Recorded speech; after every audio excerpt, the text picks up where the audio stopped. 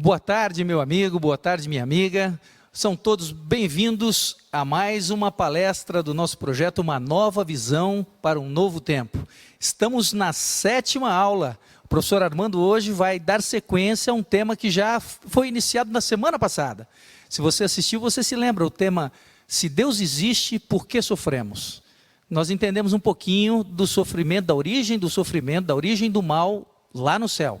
Hoje nós vamos dar sequência, entendendo um pouquinho da origem do mal aqui na terra e os efeitos que ela trouxe para nós.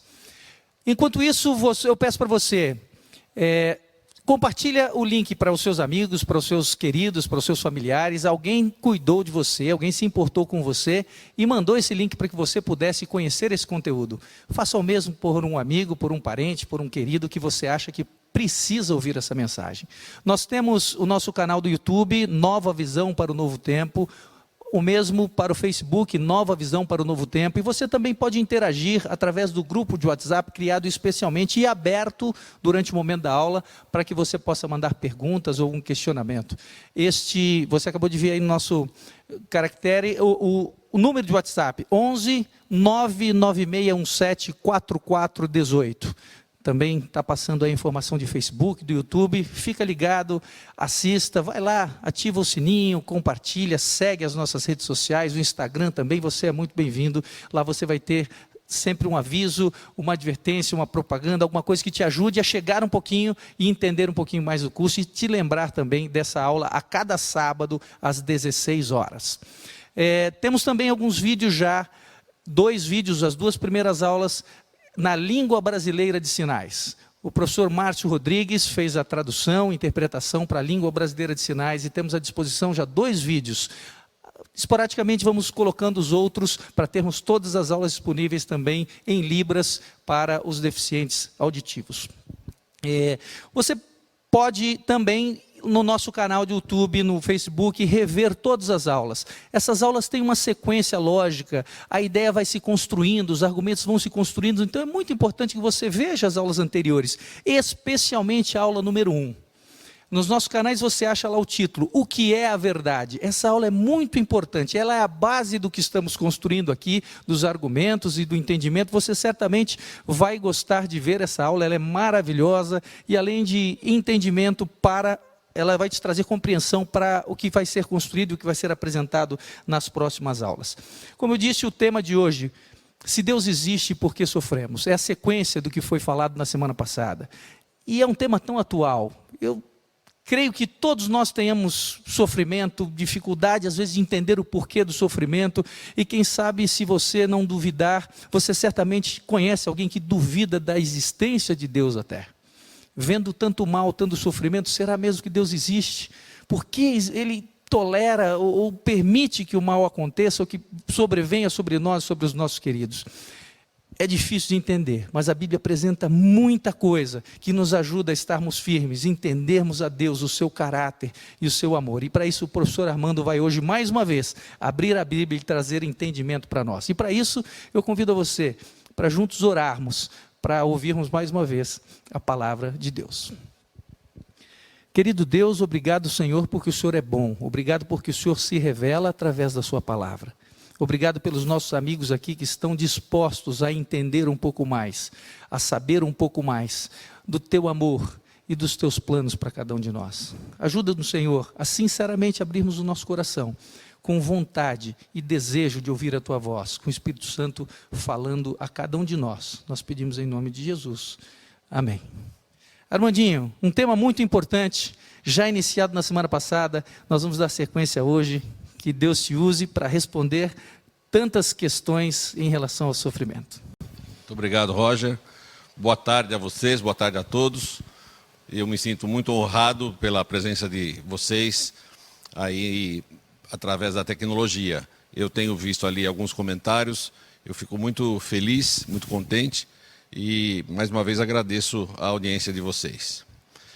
Bem, nós temos falado aqui sobre a importância da Bíblia, né?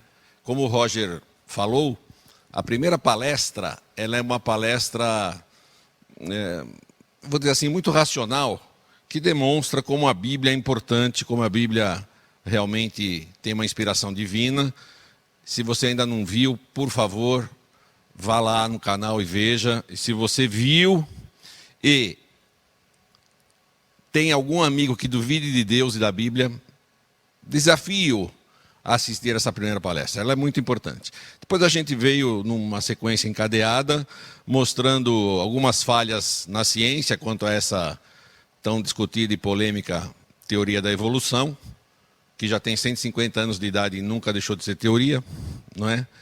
E falamos dela cientificamente, nós não falamos dela teologicamente, né? Muitos cientistas ainda duvidam dessa teoria da evolução. Falamos também sobre quem é Deus, um Deus onipotente, onipresente, onisciente, eterno, imutável, que pode fazer qualquer coisa, pode tudo, que criou tudo apenas falando, e quando ele criou, eu vou pôr aqui na tela, ele viu que era muito bom.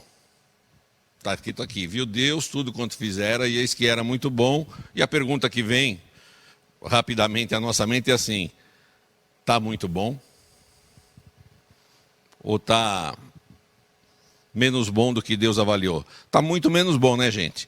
E na semana passada a gente começou a estudar o porquê. Em Gênesis 1,16 a gente aprendeu que Deus disse: façamos o homem à nossa imagem, conforme a nossa semelhança. Isso tudo está no plural, não é? E nós temos, então, a divindade dividida em 3 pessoas. Eu vou voltar a dizer aqui, eu não sei como. Ninguém sabe como, não é? Temos um Deus Pai, Jesus e o Espírito Santo, e alguns pensam que por serem 3 pessoas, nós adoramos a 3 deuses. E não é assim. Então como é que é? É assim, nós temos Deus Pai, que se multiplica em Jesus e que se multiplica no Espírito Santo, portanto 1 vezes 1 vezes 1 é uma divindade só. Nós vamos aprender, já estamos começando a entender, por que a divindade se divide em 3 pessoas distintas. Hoje isso vai ficar um pouquinho mais claro. Agora, como que eles fazem isso, gente? Ninguém sabe, tá? E não adianta perguntar, porque ninguém vai poder responder. A imagem e semelhança de Deus significa que Deus deu ao ser humano a capacidade de escolher. Você tem o livre-arbítrio, você escolhe tudo que você faz, tudo que você fala, o que você veste, aonde você vai, como você reage. Essa capacidade Deus deu ao ser humano. E a gente aprendeu também que Deus fez coisas visíveis e invisíveis. Em Neemias 9,6 diz que tem um exército dos céus que adora a Deus. E esse exército dos céus são os anjos, que são milhões de milhões, e matematicamente falando, milhões vezes milhões dá trilhões. É muito anjo, né? Então, se você ficar preocupado ao sair de casa, não se preocupe, o seu anjo está com você, tá? Porque ele está aí à tua disposição. Nós falamos de um determinado anjo, bonito, perfeito. Ezequiel fala isso, ele era perfeito em formosura, tinha muita sabedoria, só que ele se achava tão especial, tão bonito, tão sábio, com uma função muito distinguida lá no céu. Ele era o chefe da banda celestial e ele era um querubim da guarda do próprio Deus, ele assistia perante Deus. E ele se achou tão especial que um dia ele pensou assim: mas eu sou tão bacana, eu gostaria de ser adorado. Eu não quero mais adorar. Eu gostaria de ser eu obedecido. Eu não gostaria mais de obedecer, eu queria mandar. Então eu quero ser semelhante a Deus, eu quero o lugar de Deus. E os outros anjos, evidentemente, discordaram dele. Mas Deus é tão bom? Não, vocês não sabem se Deus é bom. Eu que sei, porque eu que entro lá na sala do trono, converso com a divindade. E outro dia eu estava pensando assim: se um dia eu falar um não para Deus, como será que ele vai reagir? Vocês sabem me responder? Evidentemente, os outros anjos disseram que não. Eu estou romanceando, gente. Eu estou romanceando uma coisa que de fato aconteceu, nós vamos ver isso já já. Ele acabou sendo expulso do céu, porque ele brigou E ele conseguiu arrastar 1/3 dos anjos. Houve uma peleja no céu. E Miguel e seus anjos brigaram contra Lúcifer, o ex-Lúcifer, o ex-portador de luz, agora Satanás. Satanás significa adversário, ok? Ele e seus anjos, 1/3 dos anjos foram atirados para a terra. Miguel, a gente já explicou, é uma expressão hebraica que significa quem é como Deus. E Jesus, ele toma para si esse título de Miguel. Isso aqui é mais que um nome, é um título, tá?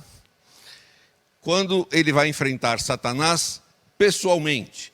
Nas passagens bíblicas onde Jesus se apresenta como Miguel, ele está sempre face a face com Satanás, numa espécie de ironia, dizendo assim: quem é como Deus? Você que quer ser semelhante ao Altíssimo? Não, você não. Eu sou, não é? E Miguel, que é Jesus, com os seus anjos, prevaleceram contra o dragão que usou a sua cauda. E a gente aprendeu em Isaías que cauda é mentira. Ele falou mentiras a respeito de Deus. Eu fiquei imaginando essa cena. Fiquei imaginando assim. Não deve ter sido muito difícil para Lúcifer conseguir enganar tantos anjos. Porque vamos e venhamos, 1/3 de trilhões ainda é muito anjo, hein? Não é? E ele, falando mentiras, conseguiu enganar. De que maneira? Muito simples, na minha opinião. Ninguém conhecia a mentira. A mentira não existia. Ainda mais vinda de um querubim da guarda de Deus. O que ele falou foi aceito como verdade, porque nunca ninguém tinha enganado ninguém. Vocês percebem como ele foi esperto? Por isso que a Bíblia fala que ele era perfeito em sabedoria, não é? Jesus disse isso, e agora a gente presta mais atenção no que Jesus falou, nós vamos entender melhor.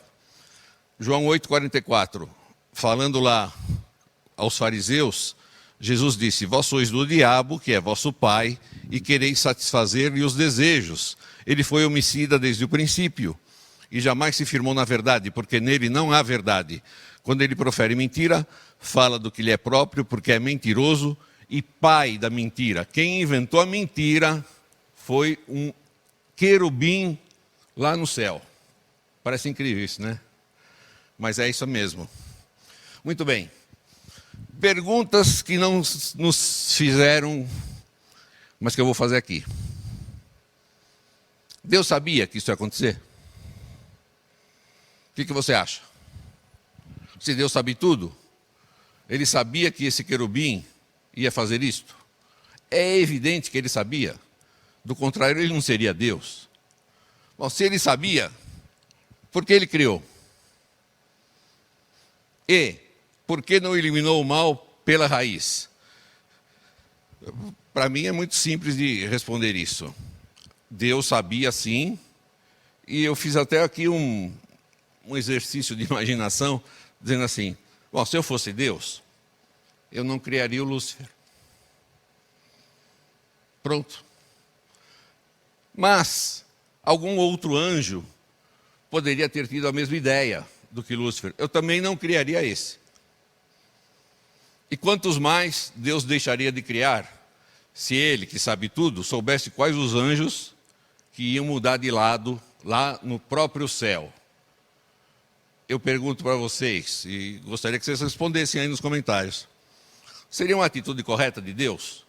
Já que ele sabia, seria correto ele não criar esses que inventaram a mentira e provocaram todo o mal?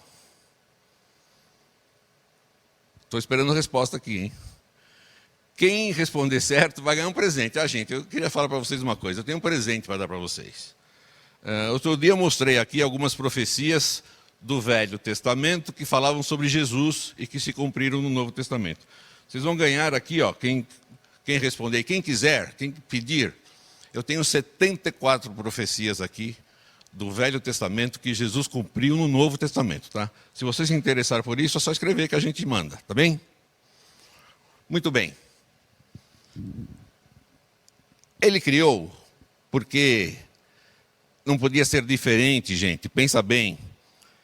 Deus deu livre-arbítrio para os seus seres pensantes. Os anjos também têm livre-arbítrio. Então, Deus pensou assim: eu vou fazer seres angelicais e vou fazer seres humanos para que sejam bons espontaneamente.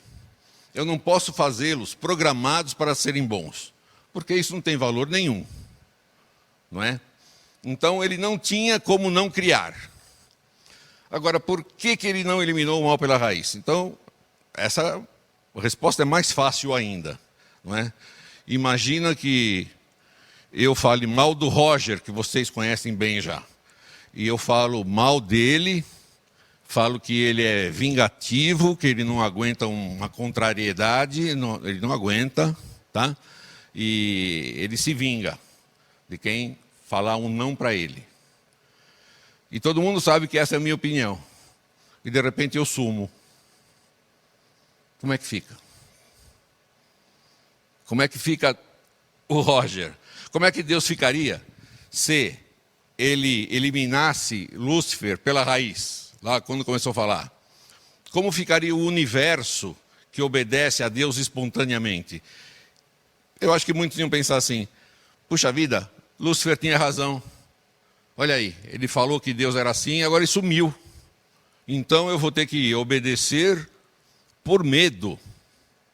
Eu vou ter que obedecer com medo de sumir também. Era esse o universo que Deus tinha imaginado? Eu posso assegurar para vocês que não. Ele foi expulso, foi atirado para a terra, e com ele os seus anjos. Jesus também afirma isso, gente. Eu quero destacar esta frase de Jesus, porque tem muita gente que acha essa história de Gênesis um conto da carochinha. Mas essas pessoas ainda acreditam em Jesus. Mas Jesus não acha que era um conto da carochinha, porque ele fala que viu Satanás cair do céu. Então, essa história que nós estamos contando está nesse livro, que nós já aprendemos que é sobrenatural e que é a verdade, tem o aval de Jesus, dizendo assim, ó, é verdade, eu vi esse anjo aí fazer tudo isso, eu o expulsei do céu e eu vi ele cair aqui na terra. Quem é que estava aqui na terra? Adão e Eva. E eu fico imaginando que eles foram alertados para que aquele anjo bonito, de boa conversa, quando chegasse perto, eles tomarem um pouco de cautela, porque ele ia falar mentira sobre Deus, não é? E Deus deu uma ordem a esse anjo, a esses dois, dizendo assim, tem 2 árvores no meio do jardim, de uma vocês podem comer, e essa chama-se árvore da vida, e o nome dela está falando, os seus frutos vão lhe dar saúde perfeita, vocês não vão se cansar, vocês vão ficar sempre com uma disposição boa, vocês não vão envelhecer, e vocês vão viver para sempre. Não foi esse o plano de Deus, né? A gente já comentou aqui, se você tivesse o poder de Deus e tivesse filhos, o que você daria para os seus filhos? O melhor para sempre, eternamente. Foi o que Deus fez. Deus viu que ele tinha feito era muito bom, o melhor, para sempre, com a condição de comerem da árvore da vida e não comerem da outra árvore. Por que não comerem da outra árvore? Ora, Adão e Eva, eu vou contar para vocês uma coisa. Eu tenho um inimigo aí que anda espalhando que eu não sou bom. E que as pessoas só me servem com medo de mim. Então eu vou botar essa árvore aqui para que vocês provem que não é assim. Vocês vão me obedecer espontaneamente. Tá? E vocês vão viver para sempre. É simples assim. Vou parar aqui e vou abrir a Bíblia agora. Você quer abrir a sua Bíblia, por gentileza? Gênesis capítulo 3.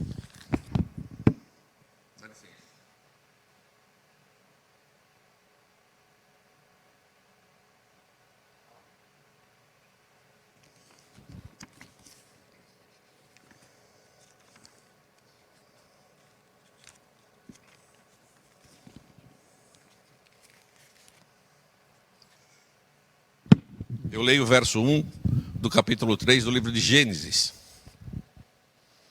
Ora, a serpente era mais astuta que todas as alimárias do campo que o Senhor Deus tinha feito. E esta disse à mulher, é assim que Deus disse, não comereis de toda a árvore do jardim?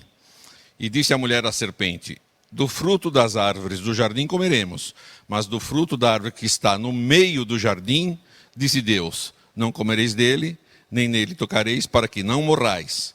Então a serpente disse à mulher: certamente não morrereis, porque Deus sabe que no dia em que dele comerdes, se abrirão os vossos olhos, e sereis como Deus, sabendo o bem e o mal.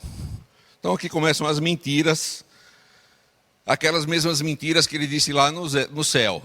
Deus não é tão bom quanto você pensa, Deus não te deu tudo que ele poderia ter dado, ele não quer que você seja melhor do que você é, porque se você for melhor, se souber mais coisas do que você sabe, você vai se comparar a ele. Ele não quer concorrência, tá certo? Então ele te ameaçou, ele te aterrorizou, dizendo que você vai morrer, mas você não vai morrer. Deus é mentiroso. Estão percebendo como é que ele vai sutilmente solapando a confiança que aquele casal tinha em Deus? Começando pela mulher. Eu não sei porque que ele começou pela mulher, né? Tem um monte de teorias aí, mas eu não vou entrar nessa, tá bem? Uma coisa me chamou a atenção aqui. A árvore está no meio do jardim. Essa árvore proibida está no meio do jardim. Deus não poderia ter posto a árvore lá num cantinho escuro do jardim, fazer uma árvore bem mirradinha? Mas ele não fez isso não. Olha como é que continua a história aqui. No verso 6. E vendo a mulher que aquela árvore era boa para se comer, e agradável aos olhos, e árvore desejável para dar entendimento, tomou do seu fruto e comeu. E deu também ao seu marido, e ele comeu. A árvore era bonita, era cheirosa, estava no meio do jardim, mas era proibida. Por quê? A resposta é muito simples dentro desse cenário que nós estamos estudando aqui. Porque se fosse fácil, se fosse uma árvore pequena, feia, com fruto murcho, mal cheiroso, lá no fundo do jardim, e ninguém tocasse nessa árvore, Satanás ia dizer a Deus: mas isso é óbvio que ninguém vai mexer, quem quer essa porcaria aí? Percebe? Tinha que ser agradável, perfumada, estar no meio do jardim, ser bonita, para que as pessoas dissessem assim: apesar disso tudo, Deus falou para não mexer, eu não vou mexer e ponto. Era só esse o teste. Era muito simples, não é? Eu fico pensando nos argumentos da serpente. Ela devia estar enroscada na árvore. Eu vou te mostrar por que eu penso assim. Porque lá na frente, Deus deu um castigo para a serpente e disse assim: você vai começar a rastejar porque você enganou todo mundo aqui. Então, será que a serpente não rastejava? Será que a gente pode imaginar que ela estava na copa dessa árvore e falou para Eva: olha, Eva, você foi feita à semelhança de Deus. Eu sou um animal, um réptil. Eu subi aqui, comi desse fruto e além de não morrer, eu me desenvolvi, eu estou falando. Você já viu algum bicho falar? E a Eva então pensou assim: essa árvore é desejável para dar entendimento. Eu vou comer, vou dar para o meu marido. E eles comeram e desobedeceram a Deus. Neste momento acontecem algumas coisas. A primeira delas é a seguinte. A gente já leu em palestras passadas o verso 26 do capítulo 1, onde Deus deu ao homem o domínio desse mundo. Ele falou assim: você vai dominar aqui em parceria comigo e vai viver eternamente aqui nesse lugar bonito. Um plano maravilhoso. Agora, faz de conta que eu sou Adão. Eu estou dizendo assim para Deus: olha, o senhor falou uma coisa, eu não estou confiando em você, eu vou confiar nesse camarada aqui, ele passa a ser agora o meu sócio. Então, o domínio deste mundo tem mais uma pessoa agora no comando. Tá? O domínio que foi dado a Adão, agora é repartido de Adão para esta pessoa em quem ele confiou mais do que tinha confiado em Deus. E isso é muito sério, viu, gente? Isso é muito sério. E está dando aqui todos esses desdobramentos, porque Deus, quando soube o que tinha acontecido, foi procurar o casal. E aqui tem uma pergunta básica. Verso 8. E ouviram a voz do Senhor Deus que passeava no jardim pela viração do dia. E escondeu-se Adão e sua mulher da presença do Senhor Deus entre as árvores do jardim. Adão sabia que Deus sabe tudo? Sabia. Valia a pena se esconder? Inútil se esconder. Por que ele se escondeu? Ele teve medo, ele responde isso. Porque Deus fala para ele, chamou o Senhor Deus a Adão e ele disse, onde estás? E ele disse, ouvi a tua voz soar no jardim e temi, tive medo. Sabe qual é o contrário do amor e confiança, gente? É medo. E é por isso que estão infundindo medo no mundo inteiro. Porque quando você fica com medo, você perde o amor. Você perde a confiança.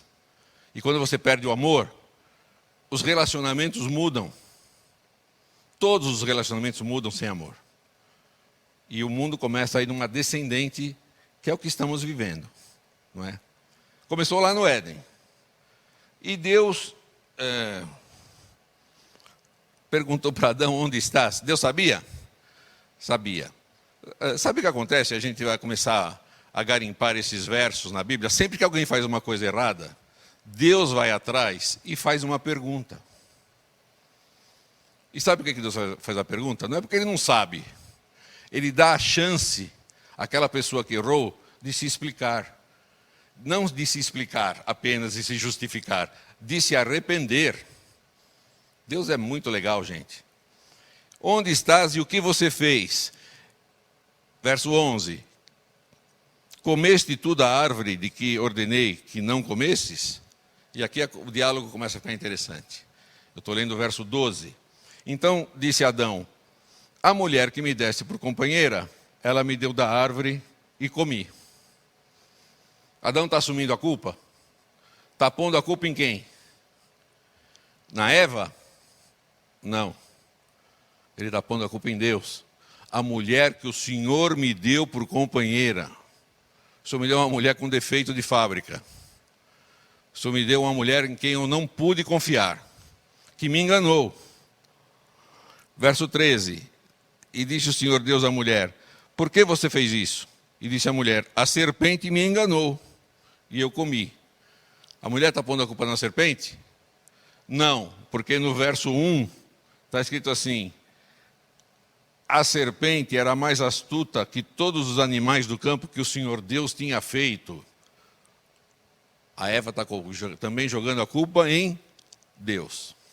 O Senhor fez essa serpente aí, que ela tem essa mania de enganar a gente, olha, nós entramos na dela. Sabe o que acontece, gente? Hoje, quando alguém erra, é muito, mas muito difícil a pessoa reconhecer que erra e assumir a sua responsabilidade pelo erro. Ele sempre procura alguém para pôr a culpa. E vou dizer mais uma coisa para você. Muita gente põe a culpa em Deus. Por exemplo, o nosso mundo não está bom. E nós estamos cansados de ouvir que a culpa é de Deus. Um maluco pega uma arma, entra numa creche e mata a criancinha. E a culpa é de Deus. Um camarada enche a cara, passa no farol vermelho, atropela um motociclista que estava com a sua noiva na garupa. E a culpa passa a ser de Deus. E não é assim, gente. Porque quando a gente pensa que a culpa é de Deus, nós estamos tirando a responsabilidade da pessoa que cometeu o erro por conta do livre-arbítrio que ela tem. E ela tem. Não adianta dizer que não tem, porque ela tem. O resumo da ópera aqui é que Deus disse assim, serpente, eu vou te dar aqui uma maldição, você agora vai comer pó. Mulher, você vai sofrer muito para ter dor, vai ter dor no parto, não era esse meu plano. Você vai se submeter ao seu marido. E, marido, você vai se cansar, você vai suar, você vai sofrer, você vai adoecer e você vai morrer. Porque um dia eu estava conversando sobre esse assunto com uma pessoa, ela disse assim, mas Deus realmente não é muito duro? A pessoa errou, fez um errinho lá, ela tem que morrer? A resposta também para mim é muito simples, gente. A resposta é assim, imagine uma pessoa que causa mal a outra pessoa, porque o relacionamento se deteriorou, porque o medo substituiu o amor, e fica fazendo a pessoa sofrer para sempre. Então, o causador do sofrimento é eterno, e a pessoa que sofre também sofre eternamente. Isso não está bom. Então, quando Deus fez a morte, ele disse assim, isso aqui é uma pausa para o sofrimento. A gente tem escutado isso, quando alguma pessoa fica doente muito tempo, e quando ela finalmente cerra os olhos e para de respirar, a própria família fala assim, finalmente descansou, parou de sofrer. Então a morte é uma pausa no sofrimento que o ex-querubim ungido e o seu parceiro humano introduziram no planeta Terra. Ok? Muito bem. Vamos continuar a leitura aqui.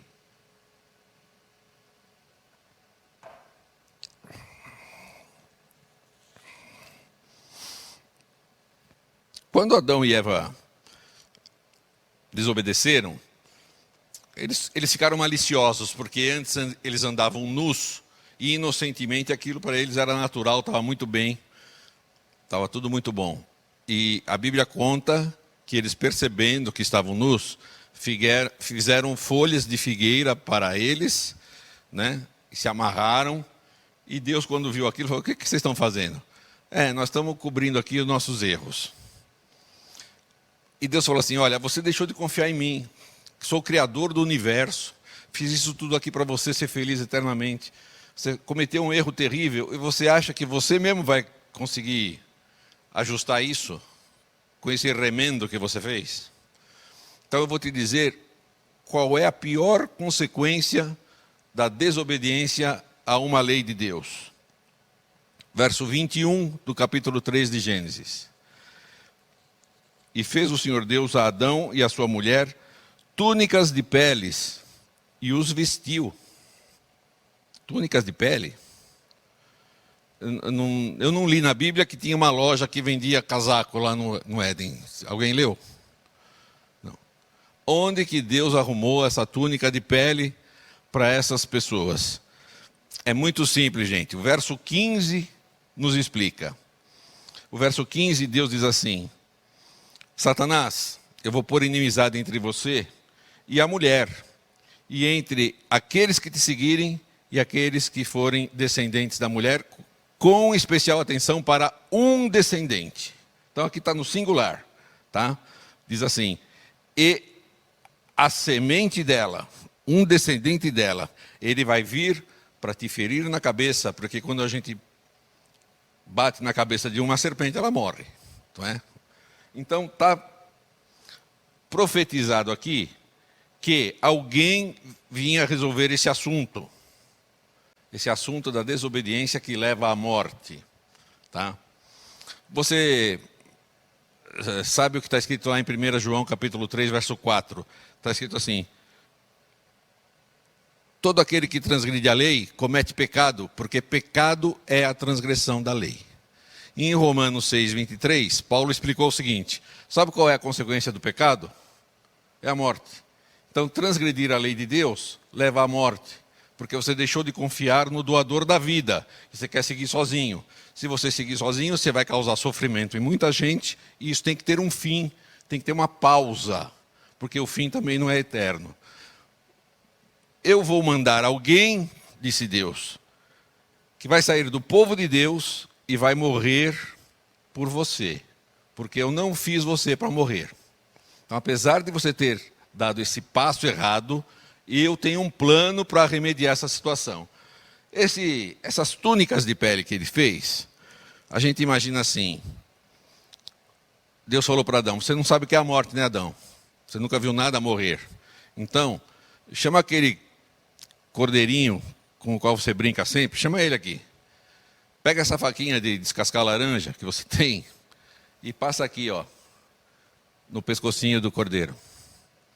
E eu fico imaginando o terror de Adão quando ele sacrificou um cordeiro.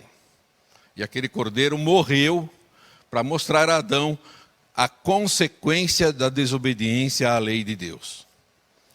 E ter esperança ao mesmo tempo, Deus é muito bom.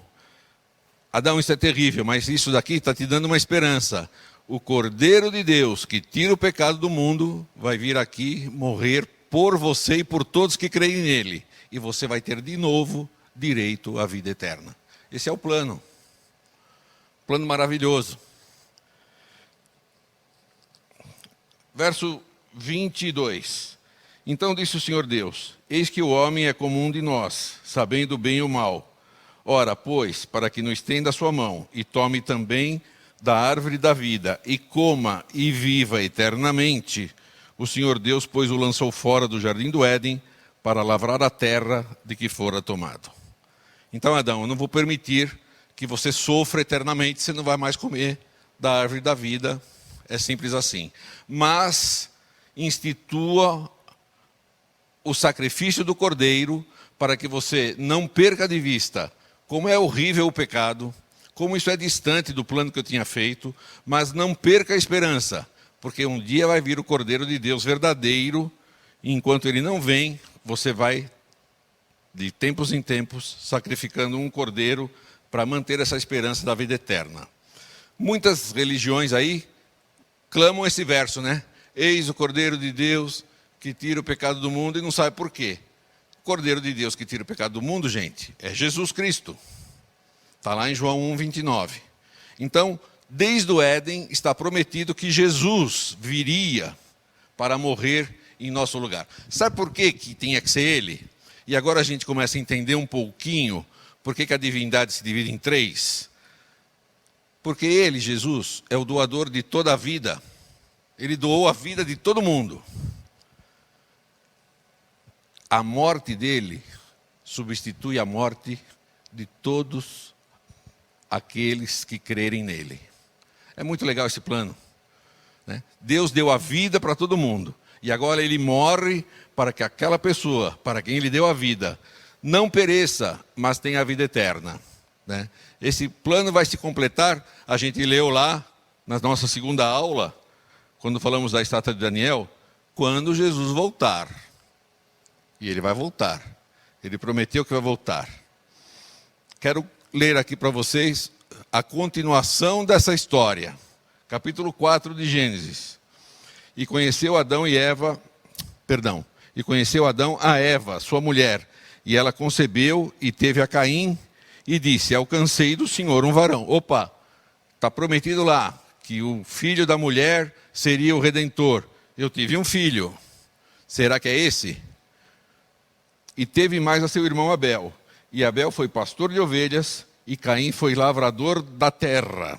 E aqui tem uma história muito interessante, e a gente vai começando a entender como é que Deus tem planos para que a nossa vida seja uma vida de organização, uma vida ordenada por leis que Ele concebeu, não que o homem concebeu. Tá? A gestão humana é muito diferente da gestão divina. E nós vamos começar a ver isso aqui agora. E aconteceu ao cabo de dias que Caim trouxe do fruto da terra uma oferta ao Senhor. E Abel também trouxe dos primogênitos das suas ovelhas e da sua gordura. E atentou o Senhor para Abel e para a sua oferta, mas para Caim e para a sua oferta não atentou. Eu já revi esse quadro na minha mente assim dezenas de vezes. Eu fico imaginando assim: Caim era lavrador, Abel era pastor. Caim trouxe dos frutos da terra para Deus. Eu imagino que ele escolheu o melhor terreno, separou as melhores sementes, teve trabalho de arar a terra, plantar a semente, regar a terra, espantar passarinho. Ele teve um trabalho danado para oferecer para Deus o melhor. E o Abel, com as suas ovelhinhas, uma delas lá teve neném. Ele alimentou aquele neném lá depois que foi desmamado por algum tempo, e depois pegou a ovelhinha e trouxe para Deus. Quem teve mais trabalho? Caim, com certeza. Mas Deus não aceitou a oferta de Caim. Porque Deus tinha falado para o pai deles: olha, de quando em quando vocês sacrifiquem um cordeiro, para não perderem de vista que vocês não podem remediar essa situação. Deus, vou remediar essa situação. Eu vou me fazer homem, vou viver como vocês viveram, vou mostrar que é possível obedecer a Deus sem pecar, e pecar é a transgressão da lei. Eu vou mostrar isso para vocês, que é possível viver só amando, sem ter medo, tá? E eu vou morrer, eu que não preciso morrer, porque se o salário do pecado é a morte e eu não pequei, eu não preciso pagar isto. Mas eu vou pagar, porque como eu dei a vida por cada um de vocês, a minha morte substitui a morte de cada um de vocês. Gente, esse plano é maravilhoso. Esse plano é sobrenatural. E só pode vir de um Deus de amor, percebe? Eu me emociono quando eu falo disso, me desculpem. Não me desculpem, né? Eu gostaria que você se emocionasse também. Viu? Muito bem. E Caim, quando percebeu que a oferta dele, que lhe deu tanto trabalho, não foi aceita, ficou triste. E Deus falou para ele: por que você está triste? Porque Deus sabe tudo, gente. Deus sabe quando você está triste. Deus sabe por que você está triste. Mas Ele não vai intervir na sua vida se você não pedir. Se você conversar com Ele e falar por que você está triste, pode ter certeza que você vai ter uma consolação. Tá bem? E, verso 6 do capítulo 4. E o Senhor disse a Caim: por que tiraste e por que descaiu o teu semblante? Se bem fizeres, não haverá aceitação para ti? Ou seja, se você fizer o que eu falo, você sempre vai ter em mente que um dia o verdadeiro Cordeiro de Deus vai vir te resgatar. Por que você quis resolver as coisas do teu modo? Quem falou que as tuas obras próprias valem alguma coisa? Por mais trabalho que elas tenham te dado. Não foi isso que eu pedi.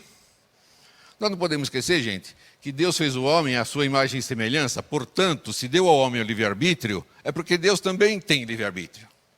E Ele não aceita qualquer coisa. Ele aceita ser adorado do jeito que Ele pede para ser adorado. Ah, mas então Ele é um Deus que quer ser adorado porque Ele é muito arrogante. Não, porque o jeito que Ele faz a gente adorá-lo, faz bem para a gente. Esse que é o legal da história. Para terminar. E se não fizeres bem, o pecado jaz à porta, e para ti será o teu desejo, sobre ele dominarás. Você tem que dominar o pecado. Peraí, que história de pecado é essa? No 4º capítulo do 1º livro da Bíblia. A lei não foi dada só lá no Sinai? Como é que está falando em pecado aqui? Porque Caim já tinha planos de matar o seu irmão. E Deus sabia disso. E Deus falou: você não vai pecar, hein? Ué, mas não matarás? Não foi dado só lá no Sinai, 2.500 anos depois? Como é que já está aqui? Então nós vamos começar a aprender, gente, que a lei de Deus é eterna e sempre existiu. E aqui está apenas um dos artigos da lei, já no 4º capítulo da Bíblia. Vocês sabem o resto da história. Abel levou o seu irmão para o campo, matou o seu irmão, escondeu o corpo, e o Senhor, Deus que sabe de tudo, chegou para Caim e falou assim: onde está o seu irmão? Mais uma pergunta, percebem? Deus sabia onde ele estava? Sabia. Deus está dando a oportunidade para Caim para se confessar, se arrepender e disser: Senhor, fiz uma bobagem. Mas não foi isso que Caim fez, não é? Ele disse que não era guardador do seu irmão, do meu irmão, não tomo conta dele, ele já é grandinho, ele que se vire, não é? E Caim agora, então, é repreendido por Deus e se afasta de Deus. E, gente, a humanidade hoje é feita por 2 tipos de pessoas: os que seguem a Deus e os que se afastam de Deus. E tem uns que se afastam assim, pela metade. Uns que parece que seguem a Deus, mas seguem a Deus quando lhes convém. Ou seguem a Deus quando estão precisando de alguma coisa, como se Deus fosse uma fada madrinha, com uma varinha de condão, e viesse aqui para resolver o assunto. E eu tenho escutado isso muito nessa pandemia. Mas, gente, o mundo sofre muito tempo antes da pandemia. Ou não? Mas tem gente que cobra de Deus assim: aonde o Senhor estava quando aconteceu isso comigo? Por que o Senhor deixou acontecer isso comigo? No fim das contas, a culpa é sempre de Deus. Você quer saber como é que essa história continua? Nós vamos ter que nos encontrar de novo semana que vem, tá bom? Então, por enquanto, você fique sabendo que o livre-arbítrio, o poder de escolha que Deus deu aos seres pensantes, é o responsável pela introdução do mal, porque 2 seres, um no céu e um na terra, escolheram errado. Escolheram fazer a sua própria vontade, não a vontade de Deus. E a vontade de Deus, gente, quando a gente fala da vontade de Deus, eu vou repetir aqui o que eu falei. A vontade de Deus não é para que Ele seja mais Deus. A vontade de Deus na nossa vida é para que nós sejamos felizes. Porque Deus não precisa de nada. Ele tem tudo. Quando Ele dá uma ordem, quando Ele dá uma lei, quando Ele dá uma regra, Ele fala assim: filhão, vai por aqui, que por aqui você vai bem. Filhão, não mexe aqui, porque aqui você vai se dar mal. Mas você tem o poder de escolher se você quer se dar bem ou se você quer se dar mal. Ficou claro isso, eu imagino, não? Ficou bastante claro. Semana que vem vamos ver o que aconteceu com Caim e o que aconteceu com o resto da família de Adão e Eva, da qual fazemos parte. Feche seus olhos, vamos orar. Querido Pai, nós te agradecemos porque a tua Bíblia esclarece qual foi a origem do mal. Não foi o Senhor que criou o mal. O Senhor criou seres pensantes que resolveram se afastar das tuas orientações e por isso o mundo está uma bagunça, Senhor. Mas nós cremos na promessa que o Senhor virá logo nos buscar. O Senhor vai pôr a mão aqui por amor de nós e vai dar um jeito nisso. Eu quero lhe pedir uma coisa: venha logo nos buscar. As pessoas que estão te assistindo estão começando a se apaixonar por ti da mesma maneira como o Senhor é apaixonado por eles. Portanto, não demore muito, eu te peço em nome de Jesus. Amém. Muito obrigado.